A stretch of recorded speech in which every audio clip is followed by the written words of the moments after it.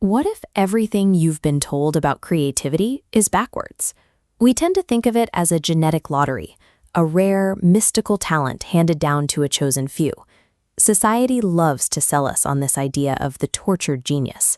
The prevailing myth is that unless you were born with a paintbrush in your hand or a symphony in your head, the creative arts simply aren't for you. But believing that you lack some innate gift carries a heavy psychological cost. It breeds a paralyzing fear of judgment. If you think you aren't naturally good enough, that fear of failure stops you from ever taking the very first step. Author Elizabeth Gilbert tackles this exact paralysis in her book, Big Magic. She dismantles the idea that living a creative life is an exclusive club reserved only for real artists. Instead, she proposes a very simple formula. Creativity doesn't require perfection, and it certainly doesn't require genius. All it actually requires is a combination of curiosity and courage. Because when you stop viewing creativity as an exclusive trait and start seeing it as a choice you make every single day, anyone willing to reframe their approach can build something truly meaningful. To see this framework in action, we have to look at the actual life cycle of a project, starting from the exact second an idea pops into your head. Gilbert suggests looking at ideas not as things we invent, but as living, energetic entities. They roam around looking for a human partner to bring them into the physical world. But ideas are impatient. If one comes to you and you ignore it or talk yourself out of it, it won't wait around forever. It will eventually leave and move on to someone else. Let's say you do capture that idea and sit down to work. Almost immediately, you'll hit a massive psychological wall, the sudden crushing pressure to make it flawless. We dress perfectionism up as a virtue, like we just have high standards. In reality, it is simply fear wearing a disguise, designed specifically to halt your progress and keep you from sharing your work. To bypass this trap, you have to adopt a strict rule. You must accept that getting the work done is vastly superior to getting it perfect. Producing something messy, or even just average, puts a finished creation out into the real world, and that has infinitely more value than hoarding a flawless masterpiece that never leaves your imagination.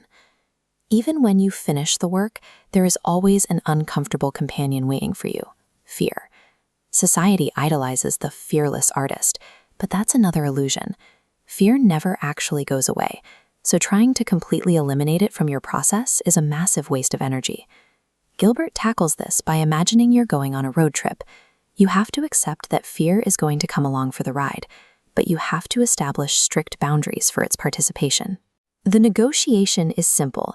Fear is allowed to have a seat in the car. It can even look out the window, but it is absolutely forbidden from touching the steering wheel. And to keep driving forward, you have to look closely at what's fueling the car. If you are creating solely for external rewards, like money, fame, or the validation of strangers, you are inevitably going to stall out. Chasing those external metrics gives your fear the upper hand, simply because the outcome is entirely out of your control. You cannot force people to buy your book or like your painting. The only sustainable fuel for this journey is intrinsic joy. You simply have to create because you love the process itself, showing up for small, consistent actions every single day. Long-term creative survival doesn't rely on unpredictable lightning strikes of inspiration. It relies on the compounding effect of consistency and joy, which beats raw genius every time.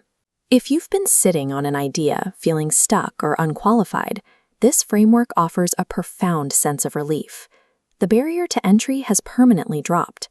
The question is no longer, are you a genius? The only question that matters now is, are you willing to be courageous today? You do not need a degree, a critic's approval, or anybody's permission to declare yourself a creative person. But the stakes of an action are high. If you slip back into old habits, waiting until you feel zero fear, or waiting until your skills are completely flawless, you guarantee that your ideas will die unrealized. So stop waiting. Tell your fear to buckle up in the passenger seat, pick up your tools, and begin the work today. Because the real magic doesn't start when you finally become perfect. It starts the exact moment you choose to be brave.